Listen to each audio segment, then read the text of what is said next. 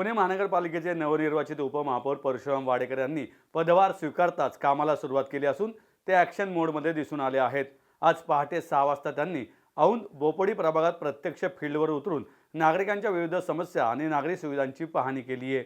या पाहणी दौऱ्यात उपमहापौर वाडेकर यांनी बोपोडी, आरोग्य कोठी, नाईक चाळ, भीमज्योत नगर, सर्वे नंबर 26, पठाण चाळ, रेल्वे गेट, गांधीनगर, बोयटे चाळ तसेच मुंबई पुणे रोडवरील गेट क्रमांक 20 या भागांना भेटी दिल्या। यावेळी औंध वार्ड कार्यालयाचे महापालिका सहाय्यक आयुक्त विजय नायकर, वरिष्ठ आरोग्य निरीक्षक विजय भोईर, ASI विनायक चोपडे, संतोष शेलार, मुकादम सोनम गायकवाड, सुपरवायझर पुरुषोत्तम कांबळे यांच्यासह संबंधित अधिकारी उपस्थित होते।